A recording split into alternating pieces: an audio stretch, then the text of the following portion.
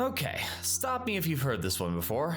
You go through life for years on end, constantly wondering why you're so different than everybody else, and why you may have hardships with understanding certain things.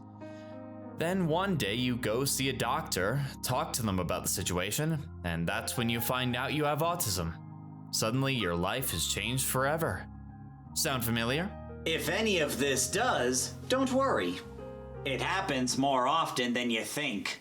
I'm Steven from Tostemac, alongside my brother Thomas, and for today's autism video, we're gonna talk about what to do if you find out you have autism. Whether it be at a very young age, around my age, or much older, the method we've set up for you today is gonna cover just about everybody. Whoa there, don't try to oversimplify it. Everybody reacts to this news in various ways and might not share the same opinion.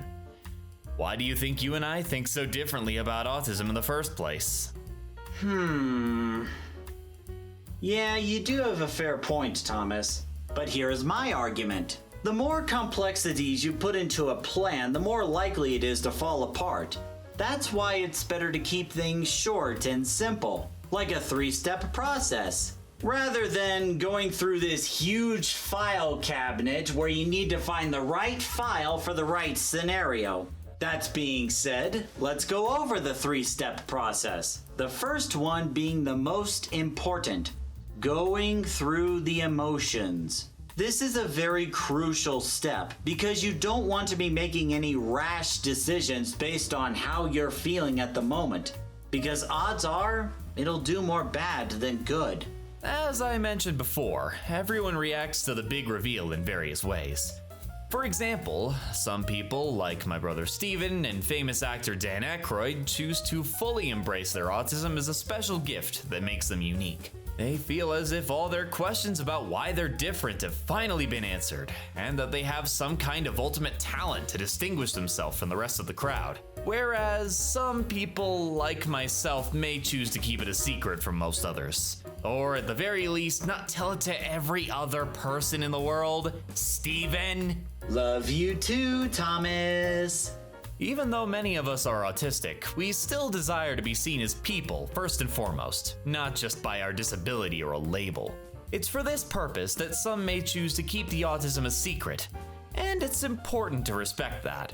Lastly, there are some people that may get depressed at the news, thinking that they won't be able to do certain things because of their autism, or that society will never accept them due to this developmental disability. They may also find joining certain groups or organizations difficult, if not impossible, because of the disability they're born with. It sucks to be sure, but it does happen. However you may feel about the news, it's very important to go through the emotions first.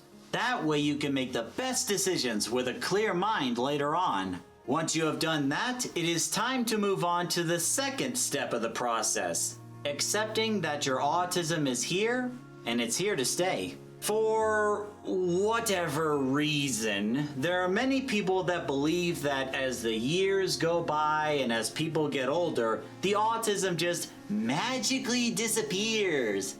Spoilers, it doesn't. It's a disability that is woven into our DNA strands, the parts in the brain that makes us who we are. So there is no way you are getting that out, even with the technology we have. If this is the case, then what exactly is going on? Why is it that when we get older, our autism may become less obvious to spot? This is actually easy to answer.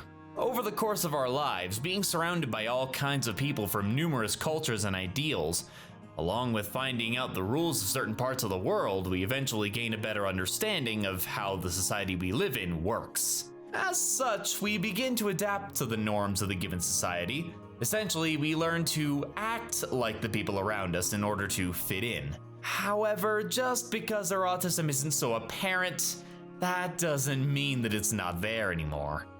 Imagine it as the stars in the sky. We're not always able to see it, but we know that they're always out there. Wow, Thomas, that was elegantly said. Very unlike you, Thomas. Why, thank you. Wait a minute, what's that supposed to mean? Whether you choose to embrace your autism or decide to keep it a secret, when you learn to accept that your autism is always going to be a part of you, the road ahead gets much easier. Trust me. Don't ignore me, you waste of oxygen. From here, we can move on to the final step, discovering what special needs services are available around where you live. Services like these can be very helpful to you in terms of improving your social skills, as well as figuring out who you are and where your limits are set. Although we do have to point out the other possibility that the options available in your area may be very limited, if not non-existent. But don't panic though, there's still hope. Take Armani Williams, for example. When he was diagnosed with autism at an early age, his parents looked around for whatever services were available. Unfortunately, there were not that many choices in their vicinity, and the options that were available were often very expensive, in addition to not being covered by insurance. That being said, Armani's mom and dad refused to quit. Instead, they took it upon themselves to teach little Williams the important skills he would need to become successful in the outside world. Nowadays, he's competing in NASCAR races as the first ever openly diagnosed autistic driver. Not too shabby, wouldn't you say? If there aren't any affordable services nearby, you can always reach out to the autistic community via Facebook groups and even autism events and gatherings. Our mom loves using the phrase, "It takes a community to raise one autistic." And there is some truth to that. Lord knows it took a whole lot to raise you. Hey, you weren't exactly any easier, Thomas. Oh, no. I was a saint compared to you, just admit. Ahem. If you think about it, all of us, neurotypical or neurodiverse, start out in this world as a blank canvas. And it's with the help of friends, family, and community that we are able to create the overall composition of who we are.